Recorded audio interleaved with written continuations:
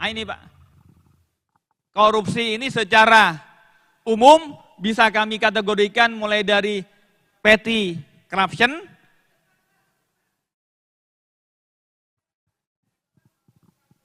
saya sih boleh, tapi ini banyak ke moderator. Izin Ibu, 5 menit lagi Bu. Oh baik, siap. Boleh. Sesuai kesepakatan, monggo. Ibu silakan. Ini saya makin nek soalnya, pusing saya. Izin ya Pak, Pak Nurul Gufron yang terhormat, yang kita hormati, yang merupakan pimpinan KPK kita yang luar biasa. Kalau kata psikologi ini terjadi disonansi kognitif di kepala saya. Artinya terjadi konflik di dalam batin saya Pak ya. Lemhanas ini yang saya harapkan adalah pemateri-pemateri yang luar biasa, di mana kami dibekali untuk jadi modal insya Allah 5 tahun ke depan. Izin perkenalkan diri, saya Tia Rahmania, PDI Perjuangan, Banten 1. Kenapa saya tidak membuka jaket ini? Karena KPK ini lembaga yang didirikan oleh Presiden kelima Republik Indonesia, Ketua Umum kami Ibu Megawati Soekarno Putri. Merdeka! Pak Nurul Gufron yang terhormat, daripada Bapak bicara yang teori seperti ini, kita semua tahu Pak, negara ini berada dalam kondisi tidak baik-baik saja. Mending Bapak bicara kasus Bapak, bagaimana Bapak bisa lolos Dewan Etik, kemudian dipetun sukses. Bagaimana kasus Bapak memberikan rekomen pada ASN, bagaimana kasus-kasus Bapak yang lain Bapak bisa lolos. Mohon maaf Pak, Bapak bukan produk dari kami, ya. Bapak bukan produk dari kami, itu satu. Korupsi itu intinya etika dan moral Pak. Saya adalah salah satu dosen anti korupsi Pak. Ya, izin ya Pak. Baik. Nah, terima kasih. Baik, Karena Ya. terima kasih Pak. Karena Bapak, Bapak sendiri, Pak Gufron sendiri yang membuka. Bapak tadi kan Jadi juga, Pak, dengan demikian, Halo. mohon ini masukan Bapak dan kepada Ibu. panitia Lemhanas, kalau bisa cari Tolong dihargai materinya forum ini Bu. yang memberikan Tolong forum ini nilai-nilai dihargai baik. dulu Bapak, aja Bapak. dulu Bu. Terima kasih. Wassalamualaikum warahmatullahi wabarakatuh. Saya izin keluar. Baik, terima kasih Bu. Namanya siapa Bu? Izin? Ibu Mutiara. Oke. Nanti saya jawab ya Bu ya. Iya, Bukan, kalau bertanya tentu juga saya akan jawab, tapi jangan keluar gitu. siap. Izin Bapak, mungkin dilanjutkan dulu Bapak izin. Oke. Bukan karena bertanya tapi tidak di dalam, jadi saya tidak akan menjawab. Lanjut. Oke, saya yang teknis saja. Karena waktunya 5 menit. Apa jenis-jenis tindak pidana korupsi dalam undang-undang hukum di Indonesia? Ada sekitar 20 pasal Pak, dari pasal 2 sampai pasal 22. Klasternya klaster 1 yaitu perbuatan-perbuatan yang merugikan keuangan negara. Di dalamnya ada 2 hal. Pertama, memperkaya diri secara melawan hukum, dan kedua, pasal 3-nya menguntungkan diri dengan kemudian merugikan keuangan negara. Itu di pasal 2 ayat 1 dan pasal 3. Kedua, penggelapan dalam jabatan. Saya kira Bapak Ibu sekalian tahu bahwa nanti Bapak Ibu sekalian diberi kewenangan untuk kemudian menggunakan fasilitas-fasilitas negara. Apa itu? Misalnya mobil, kedua rumah, atau juga fasilitas-fasilitas lainnya yang kemudian digunakan atau digelapkan, itu yang ke jenis kedua Bapak. Ketiga, perbuatan curang. Artinya apa curang Bapak Ibu sekalian? Curang artinya ada yang disalahkan. Misalnya Anda membangun, ini dalam pengadaan fasilitas-fasilitas misalnya untuk militer ya. Misalnya bangun instalasi, butuh beton yang mempersyaratkan ukuran besinya 12 inci, tapi SNI gitu ya. Ternyata setelah diukur, tadi kan sudah ada materinya BPK, diaudit 12 inci, tetapi ternyata tidak SNI, SNI-an gitu. Itu yang perbuatan curang. Yang keempat, pemerasan, gratifikasi, dan suap. Saya gabung sekali. Apa bedanya antara pemerasan? Kalau pemerasan dari yang punya kewenangan kepada yang kemudian membutuhkan kebijakan-kebijakan itu memeras, dipaksa dari atas. Misalnya apa? Misalnya saya butuh izin kepada Bapak Ibu sekalian selaku misalnya bupati, gubernur, sudah memenuhi syarat A, B, C, D, E, tapi izinnya tidak dikeluarkan. Maka kalau kemudian itu terjadi, kalau kemudian si pemohon memberi sesuatu, maka pemberiannya disebut sebagai pemerasan. Karena dari atas ke bawah. Kemudian itu pemerasan kelima. Kelima adalah gratifikasi. Gratifikasi kalau tadi dari atas ke bawah, kalau gratifikasi dari bawah ke atas. Bedanya Pak antara pemerasan, kalau pemerasan jelas ada kepentingannya, tapi yang bawah sudah memenuhi syarat. Tapi kalau gratifikasi belum ada kepentingan, tapi kemudian telah memberikan sesuatu. Mungkin kepentingannya 2-3 bulan selanjutnya ataupun 1 tahun berikutnya. Itu gratifikasi. Yang suap, jadi kalau pemerasan dari atas ke bawah, gratif dari bawah ke atas, kalau suap, deal Pak, sepakat. Sepakat apa? Sepakat untuk ada seseorang yang tak memenuhi syarat, kemudian dianggap memenuhi syarat tapi dengan membayar sesuatu. Itu yang disebut dengan suap. Ketujuh, benturan kepentingan. Benturan kepentingan adalah conflict of interest. Apa conflict of interest, Pak? Conflict of interest misalnya, nanti Bapak Ibu sekalian ya, mau jadi bupati, mau jadi gubernur, mengadakan sesuatu. Misalnya bikin jembatan, bikin rumah sakit, ternyata yang melakukan adalah sebuah PT. PT-nya ternyata milik Bapak Ibu sekalian. Mungkin bukan milik Bapak Ibu sekalian, milik siapa? Milik anak. Mungkin milik menantu. Mungkin milik istri. Atau mungkin milik istri-istri yang lain. Itu benturan kepentingan. Yang ketujuh, tindak pidana lain yang berhubungan dengan apa? Yang berhubungan dengan tindak pidana. Misalnya apa? Menyembunyikan alat bukti, menyembunyikan atau mengaburkan tersangka dan lain-lain. Itu yang disebut dengan tindak pidana lain yang berhubungan dengan korupsi. Saya kira itu sebagai pengantar, sekali lagi Bapak Ibu sekalian, KPK adalah mitra Bapak Ibu sekalian dalam sebuah tujuan-tujuan bersama untuk mencapai tujuan Indonesia. Nah, saya perlu menjawab tadi tidak? Siap. Nanti ya setelah ini. Setelah ini aja Pak. Siap. Oke. Selesai setelah ini. Oke. Saya kembalikan ke Baik, moderator. Bapak Ibu, tibalah saatnya kita untuk sesi tanya jawab. Mungkin satu partai satu ya. Baik. Kami ambil dari, tadi partai apa tuh Pak? Yang Bu Tiara? Oke, baik. Silakan Pak, yang dari tadi Pak. Terima kasih kepada narasumber kebanggaan kami, Ketua KPK, dan komisioner yang saya hormati, para sahabat-sahabat saya yang saya banggakan dan cintai. Kami-kami ini adalah aset negara Pak, aset bangsa. Saya ingin bercerita dan sekaligus memberikan sumbangsi pemikiran ke Bapak Komisioner. Saya 25 tahun di wilayah yudikatif Pak. Tahun 88 sudah lawyer sampai 2013. 2007 sudah berpraktek di KPK. Saya menangani beberapa kepala daerah Pak, dan nyaris saya 2010 mendaftar di pimpinan KPK, nyaris Pak menjadi ketua KPK. Pada kesempatan ini saya berbahagia sekali karena saya 10 tahun juga di eksekutif sebagai kepala daerah. Hari ini saya berbangga bergabung dengan teman-teman yang akan mengabdikan dirinya di legislatif.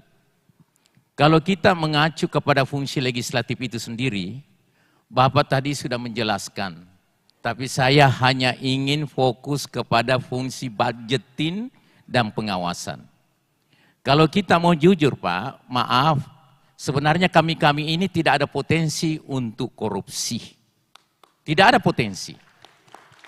Sepanjang proses budgeting itu transparan dan pengawasan. Kenapa saya katakan seperti ini? Kita paham bangsa ini, negara ini kita bangun dari perencanaan dari Bappenas. Masuk ke kementerian dan lembaga. Kami menerima dokumen-dokumen untuk selanjutnya kita bahas. Nah, persoalannya sekarang, saya mempunyai pandangan bahwa anggota legislatif idealnya bermitra dengan KPK dalam artian bahwa setelah APBN disahkan, maka tanggung jawab selanjutnya itu ada pada kementerian dan lembaga. Linier ke gubernur, linier ke kepala daerah. Artinya Bapak Ibu sekalian, saya punya pandangan bahwa penggunaan anggaran yang ada, penggunaan dana-dana negara dan daerah yang ada, memang harus disinergikan dengan materi tadi Pak dari BPK. BPK tadi sudah memberikan materi. Sangat jelas sekali bagaimana mempertanggungjawabkan batang tubuh APBD yang ada di daerah. Kalau kita berbicara secara nasional Republik ini APBN yang ada di kementerian dan lembaga. Nah hanya saja maaf Pak, ada tadi dua hal yang Bapak tidak menyinggung. Yaitu persoalan mensrea Pak. Tidak ada korupsi di Republik ini kalau tidak ada mensrea. Untuk membuktikan bahwa ada mensrea, pelaku korupsi tidak akan pernah ada di dunia ini. Pelakunya hanya satu, harus lebih dari satu orang. Mensrea, niat. Yang kedua, Bapak tadi tidak mengangkat prinsip dan asas hukum yaitu diskresi. Jangan selalu kami dianggap kepala daerah ini salah. Baik Pak, izin pertanyaannya Pak. Izin. Ini substantif sekali Pak, maaf ini. Pertanyaan langsung Pak. Yang lain biar ada kesempatan bertanya juga Pak. Oke lah kalau begitu silakan Pak, terima kasih. Saya hanya berpendapat bahwa persoalan korupsi adalah tanggung jawab kita semua. Dan korupsi itu sangat punya kompleksitas yang tinggi. Terima kasih. Assalamualaikum warahmatullahi wabarakatuh.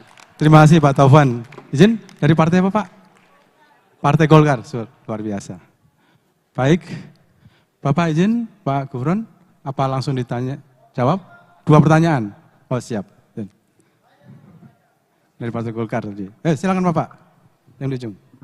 Ya, pertama jangan batasi dari partai mana, karena kita semua anggota DPR, ya kan kita hadir di sini sebagai bagian dari representasi perwakilan. Pertama, Pak Gufron, saya melihat bahwa Anda menjelaskan persoalan ini tanpa konsep.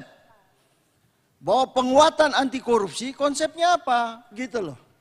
Tadi sudah disinggung oleh rekan kami bahwa transparansi itu penting. Nah, yang ingin kami tanyakan, konsep mengenai anti korupsi itu menurut KPK itu apa? Jangan, kami ini bukan murid yang harus diajari bagaimana tuh gratifikasi. Nanti kan kita tanya, nebeng itu apa masuk gratifikasi, begitu. Pak, itu kira-kira demikian, pertanyaan kami singkat. Siap, terima kasih Bapak. Pak, Izin Pak, Pak Gufron menjelaskan.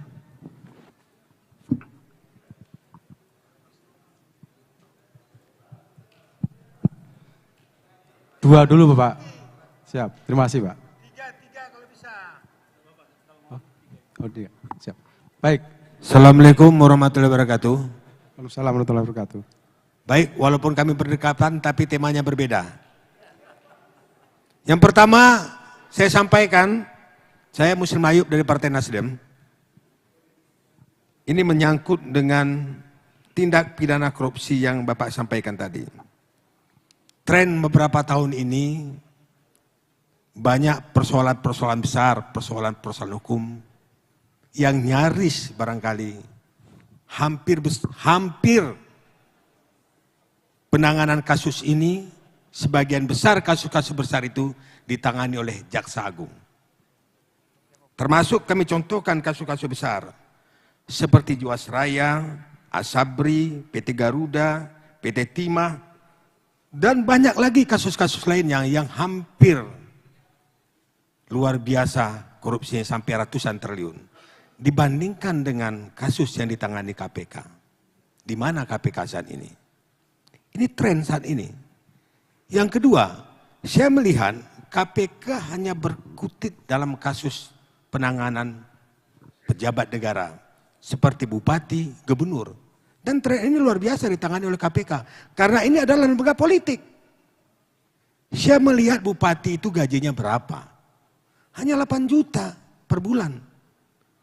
Saya tidak sependapat kalau ini muaranya hanya kita tertuju kepada kepala daerah.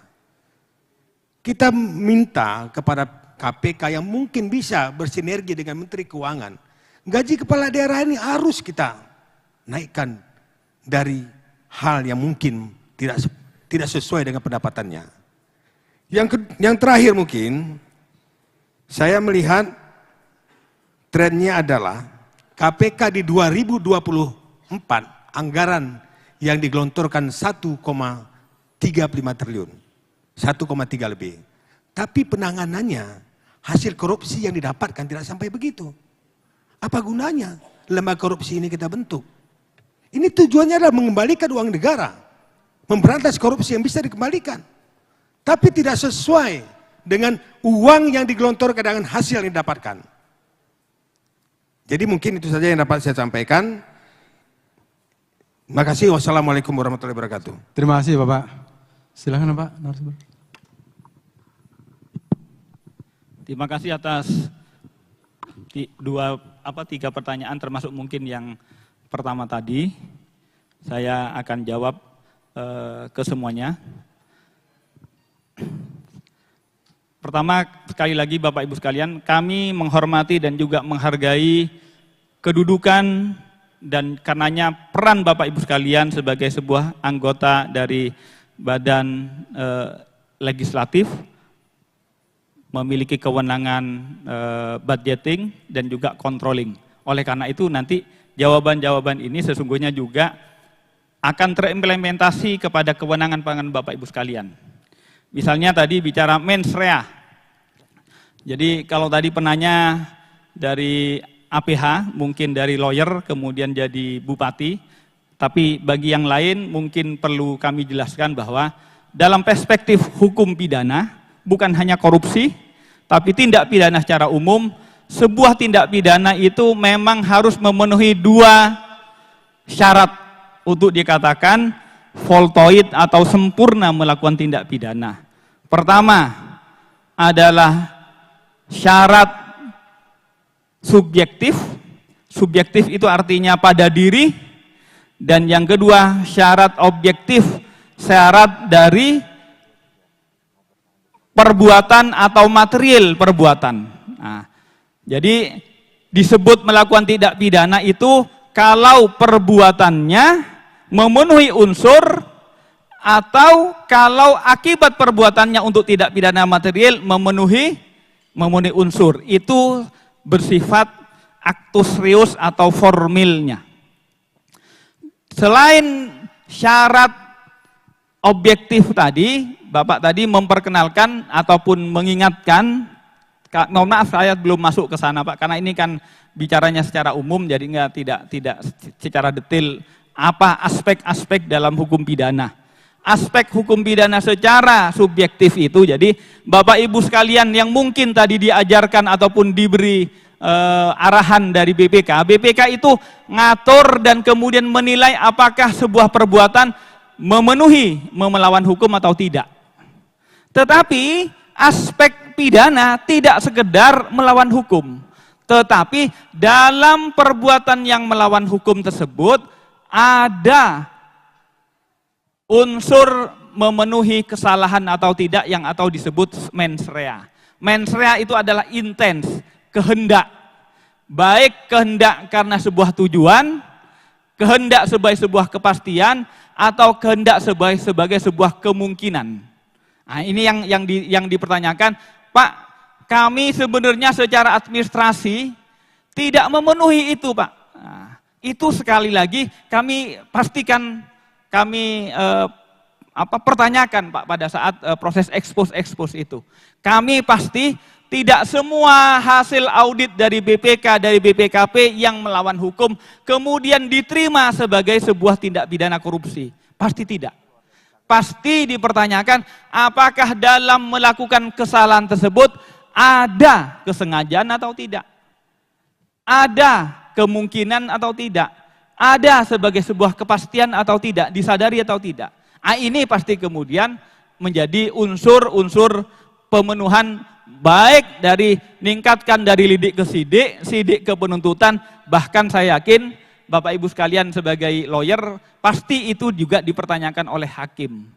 Sehingga sekali lagi bicara mens rea itu adalah hal utama dalam memenuhi tindak pidana korupsi, tidak hanya sekedar salah administrasi. Salah administrasi kalau kemudian dipenuhi kerugiannya selama tempo 60 hari, pasti kemudian kerugian negaranya itu habis, Pak.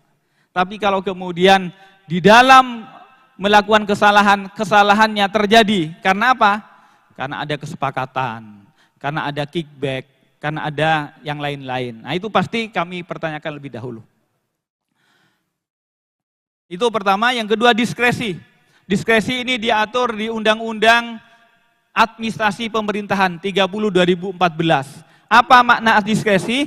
Diskresi adalah perbuatan yang mungkin menyimpangi, bahkan mungkin bertentangan dengan hukum, tetapi orientasi tujuannya sama dengan menegakkan hukum. Bahkan kalau kemudian hukum diterapkan dalam kondisi tersebut, maka tidak tercapai tujuan hukum. Pertama itu, jadi ada kekosongan hukum. Kalau hukum diterapkan, kalau kemudian itu taat pada hukum, kemudian malah bertentangan dengan tujuan hukum, dan yang mengambil diskresi itu tidak ada kepentingan, tidak mendapatkan keuntungan, maka hal-hal seperti itu dibolehkan secara hukum dan kemudian dinyatakan sebagai diskresi. Itu kami pahami, Pak. Jadi pasti kemudian itu menjadi penilaian-penilaian bahwa kalau memang hukum disimpangi atau bahkan mungkin hukum tidak ditegakkan, tapi untuk kepentingan-kepentingan hukum yang lebih besar, maka itu kami juga pasti kami hormati. Asalkan sekali lagi tidak mendapatkan manfaat, tidak mendapatkan keuntungan dari diskresi yang dilakukan. Itu pertama. Yang kedua, apakah KPK tidak memiliki konsep? Ya mohon maaf kami tadi karena ada pertanyaan dan kemudian waktunya tidak cukup. Konsep apa sih sebenarnya yang dilakukan oleh KPK untuk memberantas korupsi? Kami ada 3 tahap, Pak. Jadi kami menyadari bahwa korupsi di Indonesia itu tidak akan selesai dan tidak akan kemudian tuntas habis hanya dengan menghukum. Karena tingkat kecepatan kami menangkap itu pasti kalah. Oleh karena itu, kami kemudian masuk ke pencegahan. Pencegahan itu apa? Agar sekali lagi itu. Jadi penindakan itu kan di ujung, di akhir. Jadi seandainya misalnya ini COVID ya, maka penindakan sesungguhnya terhadap pasien-pasien yang sudah secara medis itu sudah terjangkit, maka kami tangkap. Tapi kalau masih masa-masa pra-COVID, maka kemudian kami cegah secara sistemik. Apa itu, Pak? Dengan memastikan tadi, pelaksanaan kewenangan publik dan pengelolaan keuangan negara, supaya tadi itu, Pak, supaya berkepastian, berkemudahan, transparan dan akuntabel dan partisipatif. Maka kalau ini dilakukan, kami yakin itu tidak akan tercapai. Dan ini sekali lagi Bapak Ibu sekalian, tidak cukup KPK. Bapak Ibu sekalian sebagai nanti pemegang palu dan otoritatif untuk mengatur, lebih memiliki otoritatif yang lebih dari KPK untuk mengatur bagaimana tentang keuangan. Bagaimana tentang kewenangan publik itu bisa partisipatif, bisa mudah, bisa pasti, bisa transparan. Sepanjang semua kewenangan-kewenangan transparan, akuntabel, mudah dan partisipatif, maka sesungguhnya Bapak Ibu sekalian telah menciptakan diri dalam kondisi yang anti korupsi.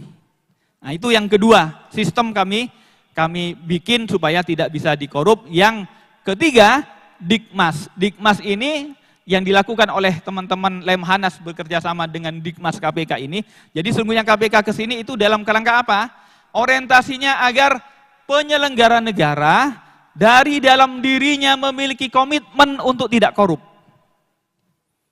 Nah, karena kalau sudah komitmennya tidak benar, sistemnya baik, hukumnya sudah ada, pasti kemudian masih cari bagaimana ini cara mensiasati. Oleh karena itu, 3 konsep ini Pak, jadi penindakan itu bukan menjadi primum, tapi ultimum di akhir. Kalau sudah voltoid baru kami tangkap, tapi kalau belum Pak, kami cegah. Dalam kewenangan maupun pengelolaan kewenangan publik maupun pengelolaan keuangan negara. Sehingga harapannya setiap penyelenggara negara memiliki komitmen untuk kepentingan rakyat banyak. Kalau sudah komitmennya untuk rakyat, maka pasti kepentingan diri, kepentingan keluarga, atau kepentingan-kepentingan sempit lainnya yang merupakan bibit korupsi bisa terhindarkan. Itu konsep yang dilakukan oleh kami. Kedua, nebeng. Nah, tidak apa-apa Pak, kami di sini adalah forum, Bapak Ibu sekalian adalah orang-orang terhormat. Dan tentu saat ini adalah nanti yang akan kemudian menentukan bagaimana sesungguhnya regulasi kita. Nah, ini bicara nebeng. Nebeng apa dalam bahasa Jawa adalah nunut. Nunut ya, ikut. Nah, tapi saya tidak mau masuk ke case-nya langsung ya Pak ya. Secara umum saja ya, secara umum. Jadi saya tidak masuk kepada, karena sedang dalam proses di kami. Sehingga kami tidak akan menunjukkan siapa, tidak menunjukkan modusnya seperti apa, saya tidak akan masuk ke situ.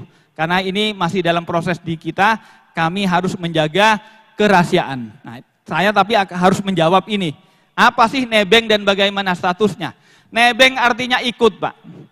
Ikut numpang. Nah, misalnya Bapak Ibu sekalian misalnya orang mana? Oh, orang Aceh. Nanti mau pulang, naik apa? Naik mobil pribadi. Ternyata ketemu teman. Entah di Merak, entah di Bakahuni. Juga mau ke sana. Pertanyaannya, apakah kemudian kalau nunut itu dianggap sebagai sebuah gratifikasi atau tidak? Begitu. Jadi kepentingannya disebut nebeng itu benar tidak? Dia memang berorientasi ke Aceh. Nah, kalau ke Aceh benar dia punya kepentingan ke sana, maka berarti yang paling utama ditentukan apakah tujuan ke Aceh benar-benar tujuannya si pemilik mobil.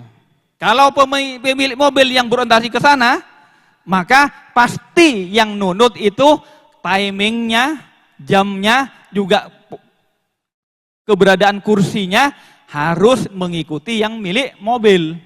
Tapi sebaliknya, kalau ternyata sebenarnya dia tidak punya orientasi ke Aceh, tapi karena Mas Moderator punya kepentingan ke Medan, ya sudah saya mau ke Aceh gitu. Pura-pura, yang begini-begini tentu kami perlu dalami.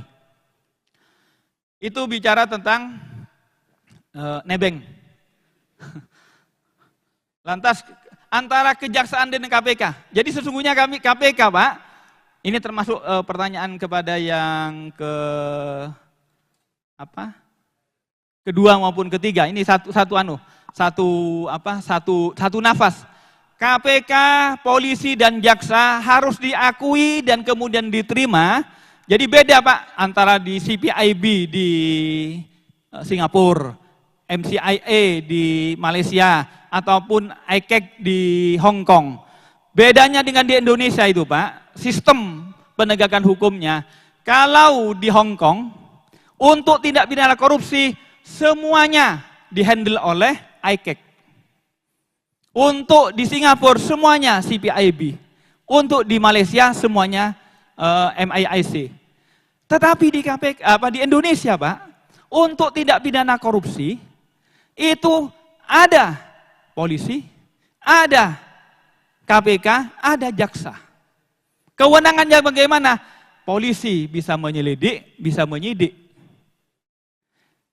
Kejaksaan bisa menyelidik, bisa menyidik, bisa menuntut. KPK bagaimana? KPK bisa menyelidik, bisa menuntut, bisa mencegah. Nah, bisa mencegah. Apa batasannya, Pak? Jadi Bapak tadi mempertanyakan, kok KPK hanya bupati-bupati? KPK memang dibatasi untuk pejabat negara, penyelenggara negara ke atas, Pak. Tidak boleh kepala dinas saja, kecuali kepala dinasnya bersama dengan bupati. Tidak boleh kemudian PPK kecuali bersama dengan penyelenggara negara. Jadi kami di pasal 11 Undang-Undang KPK dibatasi dua hal. Pelakunya penyelenggara negara. Apa penyelenggara negara itu? Ya punya jabatan otoritatif, mulai dari bupati sampai ke atas. Atau penegak hukum, subjeknya itu penyelenggara negara dan penegak hukum saja. Tidak bisa kepala desa, tidak bisa kepala dinas saja. Kerugian negaranya 1 miliar ke atas. 1 miliar. Tapi itu dulu, Pak. Ini bayangkan lahirnya Undang-Undang 30 2002. Batasan 1 miliar itu tentukan 1 miliar dulu begitu besar di tahun 2002. Sekarang tentu perlu diupdate. Nah, saat ini kami kebijakannya 100 miliar ke atas yang dilakukan oleh KPK. Bagaimana tentang recovery asetnya? Jadi KPK telah menetapkan IKU, indikator kinerja utama KPK di bidang penegakan hukum, itu dua hal. Pertama, sentencing rate, putusannya sesuai enggak? Dituntut 10 tahun, diputus 8 tahun gitu. Itu tentang sentencing rate. Yang kedua, aset recovery. Nah, aset recovery KPK saat ini dari sisi penegakan saja itu sudah 960 miliar dari penindakan ya Pak ya. Dari penindakan yang kami kembalikan ke APBN itu 960 miliar di tahun 2023. Itu dari sisi penindakan. Dari sisi cegah Pak, yang kami cegah itu banyak Pak. Misalnya pelabuhan, misalnya Pemda memiliki aset dikuasai pihak lain. Ini lain dari 960 miliar yang kami setor kepada kas negara melalui APBN. Yang pencegahan lebih banyak dari itu Pak. Itu sekali lagi yang perlu kami sampaikan. Bapak Ibu sekalian juga tadi nanya, Pak, timah, nikel dan lain yang besar-besar itu. Coba tanya, dalami Pak. Jadi kami tidak kemudian mengukur kinerja penindakan itu dari besarnya kerugian negara, tidak. Tanya dari 300T tersebut, yang kemudian berhasil diambil dan disetorkan ke kas negara berapa? Adakah 10%? Adakah 5%? Itu yang kami nilai. Jadi Bapak jangan kemudian hanya takjub besarnya kerugian, wah. Tapi dari itu berapa persen yang masuk? Nah nanti bisa didalami. Saya tidak akan masuk ke situ. Pejabat negara gaji kecil tadi. Gaji kecil sekali lagi. Benar Pak. Jadi kami buat menilai. Bukan hanya gaji kecil bagi penyelenggara negara. Juga bagi parpol Pak. Parpol itu terus terang dihargai berapa? Bapak Ibu sekalian kan ada yang mungkin pengurus parpol. Berapa dana bantuannya, banpolnya kepada parpol oleh negara? Tahu tidak Pak? 1.800 Pak. Itu 2017 sampai 2019. KPK mendorong di 2019 agar per suara dihargai 8.600.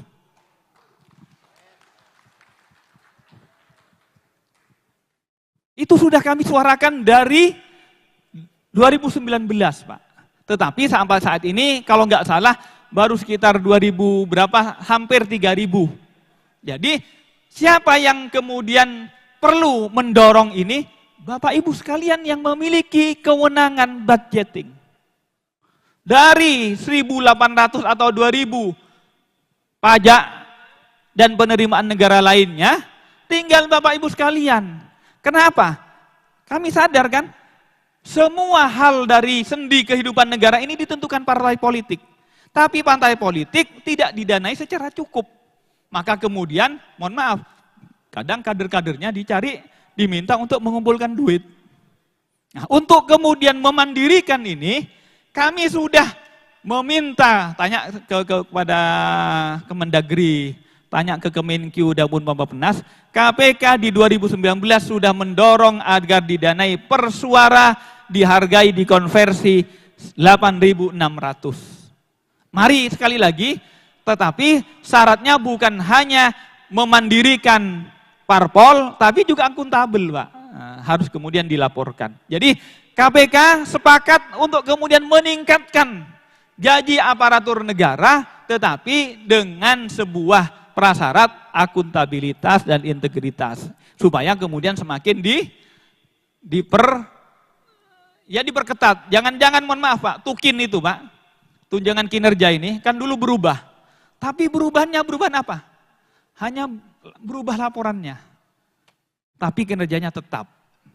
Padahal Kemenku merasa sudah banyak menggelontorkan honor kepada aparatur negara. Nah ini yang sekali lagi KPK berharap dan ingin bergandengan dengan anggota Dewan bagaimana membangun Indonesia baik sisi kelola kemudian publik, kelola uang yang semakin berintegritas dan akuntabel.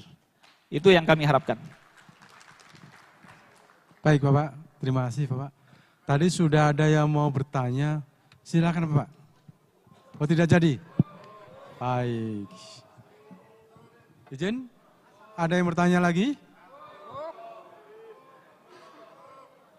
Ini waktunya masih ada 20 menit lagi. Cukup? Siap? Oh iya, silakan Pak.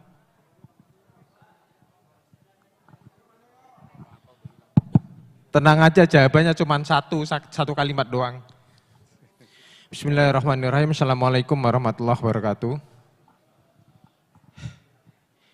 Bapak Komisioner, saya Yoyok Pak, mantan prajurit, juga pernah menjadi yudikatif. Dan Alhamdulillah sekarang terpilih menjadi anggota DPR. Bapak ini kalau saya lihat profilnya kan luar biasa Pak, dari akademisi ya Pak. Saya sekarang mau tanya sedikit saja Pak. Cuman saya tanya bukan Bapak sebagai Bapak Komisioner KPK, tapi sebagai pribadi Bapak, bukan jabatan Bapak. Dan saya tanya mewakili teman-teman semua ini, bukan sebagai anggota DPR. Boleh Pak? Boleh Pak ya? Tapi nanti Bapak jawabannya cuma A atau B aja. Enggak usah dijabarin lagi Pak. Pak izin Bapak. Pertanyaannya Pak, menurut Bapak, saya panggil Mas Gufron aja deh. Mohon izin Mas Gufron, saya tanya jenengan bukan sebagai ketua KPK loh ya, tapi sebagai sosok akademisi. Pertanyaannya Pak, hukum dan politik kuat mana sih Pak? Terima kasih. Itu aja Pak. Terima kasih Bapak, luar biasa. Kita berikan plus publik. Jawab satu aja Pak, jadi nggak usah dijabarin lagi. Saya Ya. minta jawabannya, tapi bukan sebagai ketua KPK. Baik. Mungkin ada satu lagi, silakan Pak.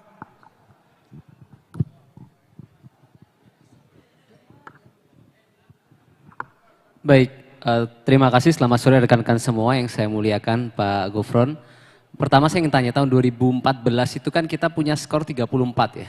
Lalu kita naik 2019 ke 40, indeks transparansi, indeks korupsi kita, persepsi korupsi. Lalu di 2023 kita turun lagi ke 34 ya.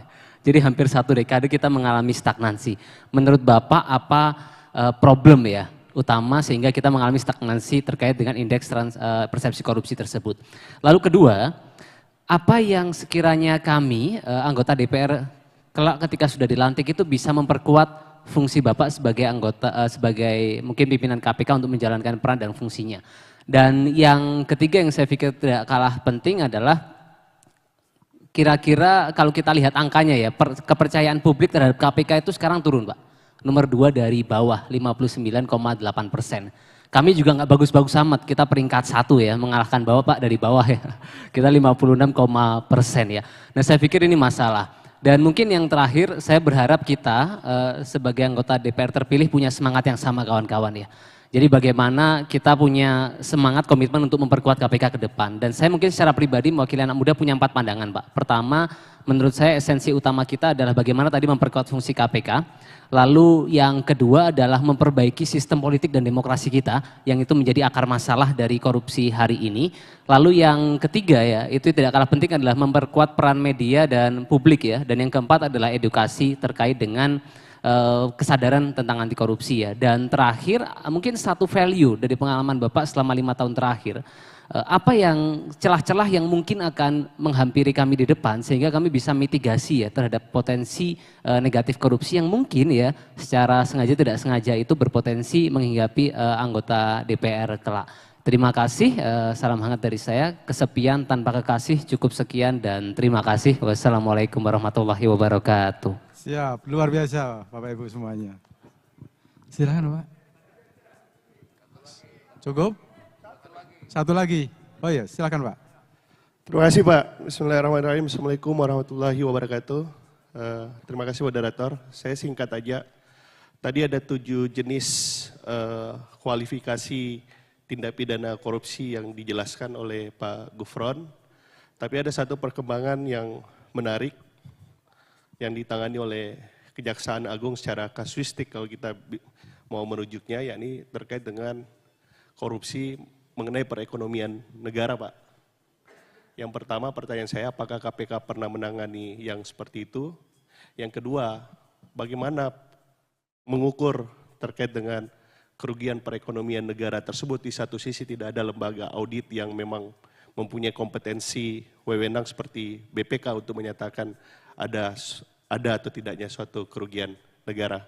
Itu yang pertama Pak. Yang kedua, saya sederhana aja pengen meminta pendapat Pak Gufron setelah 5 tahun di KPK. Sebenarnya bagaimana pemberantasan korupsi yang adil Pak, menurut Pak Gufron dan KPK? Karena ini banyak Pak, karena ada yang gegap gempita persoalannya di awal, kemudian dalam pengembangannya, kelanjutannya, karena perbuatan korupsi itu adalah white collar crime yang salah satu karakteristiknya pasti melibatkan banyak orang. Di satu sisi banyak yang tidak ditindaklanjuti Pak. Terima kasih. Assalamualaikum warahmatullahi wabarakatuh. Baik, terima kasih Bapak Ibu semuanya. Bapak Ibu semuanya yang saya hormati, ini waktu menjawabnya tinggal 5 menit Bapak izin. Setelah itu kita pemakaian jaket dari KPK bersama-sama.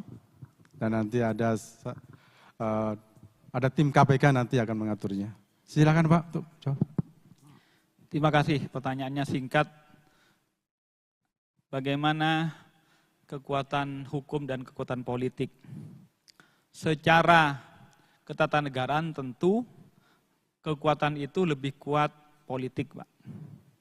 Secara implementatif, lebih teknikal, tentu kemudian diimplementasi ya, kalau sudah misalnya ada penyidikan, penuntutan, sampai kepada persidangan, kemudian sampai eksekusi, maka yang paling bisa diimplementasikan secara otoritatif, imperatif, bisa dipaksakan, itu hukum, Pak.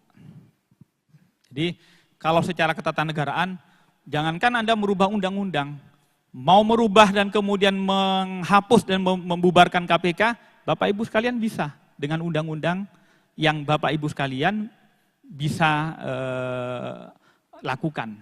Jadi secara makro, secara polse itu kewenangan politik lebih besar dari kewenangan hukum. Tapi secara teknik sampai ke pertanggungjawaban teknikal itu yang otoritatif hukum. Nah, di mana anunya itu letaknya ya tergantung di masing-masing. Bapak Ibu sekalian, pemegang otoritatif politik itu memiliki kendali kebijakan. Penegak hukum memiliki kendali teknik.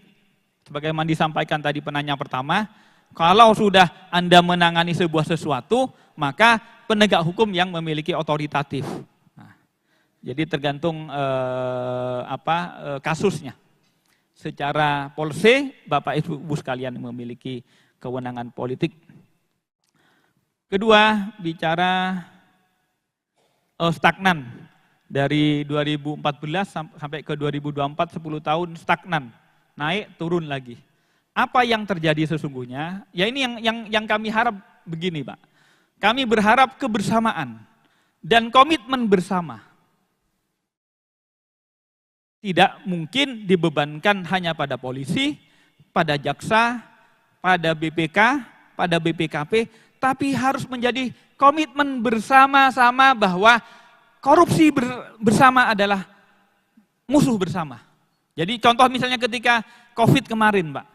COVID itu kan seluruh dunia, bukan hanya Indonesia. Tapi mengakui dan kemudian mengecap hal yang sama bahwa korupsi adalah musuh. Tapi kalau korupsi, Pak, sulit, Pak, untuk mengatakan bahwa koruptor itu musuh. Karena kadang berkelindahan dengan diri kita bahwa itu teman saya, itu parpol saya. Nah, jadi masalah karena korupsi itu berkelindahan dengan diri kita masing-masing. Kalau penyakit alam, penyakit misalnya bencana ya, banjir, gempa, itu kan mengidentifikasinya jelas. Narkotik jelas, teroris jelas. Tetapi kalau korupsi, Pak, berkelindahan dengan kita semua. Bapak Ibu sekalian yang punya otoritatif, yang punya kewenangan budget, kontrol maupun legislatif, tapi kemudian pada saat itu penyakit itu bisa menghinggapi kita semua. Bukan hanya Bapak, tapi kami juga KPK gitu. Itu masalahnya. Kemudian apa yang diperlukan yaitu, jadi mari kalau memang kita sama-sama ingin Indonesia 2045 adalah Indonesia emas, maka program-program untuk mencapai itu salah satunya harus dipastikan mitigasi terhadap potensi korupsi. Maka kemudian kita bergandengan. Tidak mungkin korupsi itu hanya akan selesai oleh KPK. Tidak akan selesai hanya polisi, hanya jaksa, hanya BPKP, hanya BPK. Tidak bisa. Harus kebersamaan mulai dari presiden sampai kepada pemerintah di bawah. Termasuk DPR. Kalau DPR, mana Pak Gufron, undang-undang yang diperlukan, disepakati, mari kita, jadi mulai dari policy undang-undangnya, bisa. Apakah bisa? Sangat bisa, Pak. Jadi sesungguhnya tadi potensi korup kan ada dua, Pak, kewenangan dan keuangan. Kalau apapun perbuatannya, kan ini anggap permainan sepak bola ya, Pak ya. Politisi itu biasa main sliding. Boleh, memang politisi kok. Asalkan penegak hukumnya, wasitnya, pemain hakim garisnya tidak diajak untuk nendang bola. Jangan kemudian libatkan polisi, libatkan jaksa, libatkan KPK. Pak itu Pak, tolong balnya ditangkap, bolanya ditendang. Nah, komitmen itu harus, jadi politisi dimanapun Pak, bukan hanya di Indonesia, mau di Amerika yang demokratisnya begitu, itu politisi memang kerjanya berlobby, berseleding dan lain-lain. Tetapi mereka komit bahwa kami Pak tugasnya main sliding, Bapak yang tugasnya negakkan hukum, tidak dicampuri. Gitu. Nah, ini yang penting. Maka pasti kemudian kita akan ada harapan. Tapi kalau kemudian mohon maaf, polisinya diajak main, jaksanya diajak main, KPK-nya diajak main, BPK-nya diajak main, BPKP-nya diajak main, bubar nanti semuanya Pak. Nanti, oleh karena itu sekali lagi, kalau ditanya apa yang perlu diperbarui, komitmen bahwa struktur ketatanegaraan ini, mari kita tempatkan sesuai dengan strukturnya. Ini main yudikatif hakim, main legislatif Anda bikin peraturan, ini yang melaksanakan pemerintah, ini yang menegakkan hukum, polisi, jaksa, KPK. Ayo main sesuai dengan koridor masing-masing. Jangan kemudian dalam sebuah lapangan yang sudah diatur strukturnya, semuanya diajak main bola. Nah, waktunya ya? Waktunya sudah habis. Jadi sekali lagi Pak, KPK itu bukan siapa-siapa, KPK bukan malaikat, KPK itu tak penting. Yang mementingkan adalah komitmen Anda semua dan segenap bangsa Indonesia untuk memberantas korupsi. Kalau kita berkomitmen bersama-sama, maka semuanya ada harapannya. Mudah-mudahan forum yang berbahagia seperti ini adalah forum bukan KPK memberi ataupun mengajarkan. Kami bukan guru, Pak. KPK hadir ke sini untuk meminta bersama-sama menegakkan sesuai dengan kapasitas, kewenangan dan otoritas masing-masing sesuai dengan struktur ketatanegaraan. Kalau itu di komitmeni, insya Allah Indonesia 2045, insya Allah 2029 ketika Anda turun, Indonesia akan lebih baik lagi, tidak lagi stagnan dari angka korupsi. Demikian yang dapat kami sampaikan, mohon maaf kalau ada yang kurang. Sekali lagi tadi ada sedikit hal, sebenarnya saya mau bercerita tapi katanya waktunya tidak boleh. Siap Bapak. Jadi sedikit Pak, saya perlu menjelaskan. Saya kemarin Pak, supaya tahu juga mumpung karena kadung dipertanyakan. Pak Gufron itu diputus bersalah melanggar etik karena, jadi gini Pak, kami itu menerima pengaduan. Ada sudah 2 tahun mau minta mutasi, tidak dikabulkan. Alasannya apa? Karena alasannya akan mengurangi SDM. Maka ya sudah Pak, kalau memang tidak bisa bareng dengan keluarga, saya mau mundur saja. Alasannya akan mengurangi, tapi ketika mundur diproses Pak. Mundur. Proses berjalan, itu anaknya tidak tahu ke saya. Mertuanya lapor ke kami, karena di KPK ada jaga, jadi layanan komplain. Kami sampaikan ke sekjennya. Sebelum disampaikan, saya diskusi dengan Pak Alek. Bahkan minta nomornya itu Pak Alek yang mintakan. Nah itu yang kemudian dianggap bersalah oleh Dewas. Saya hormati dan saya taati apa yang telah diputuskan bersalah oleh Dewas. Itu yang saya sampaikan, Bapak Ibu sekalian bisa menilai sejauh mana tentang diri saya. Sekali lagi terima kasih atas semua perhatiannya. Kami berharap saya Desember 2024 ini akan turun. Kami berharap di tangan Anda DPR akan lebih baik, akan anti korupsi. Siap. Sekian, terima kasih. Wassalamualaikum warahmatullahi wabarakatuh.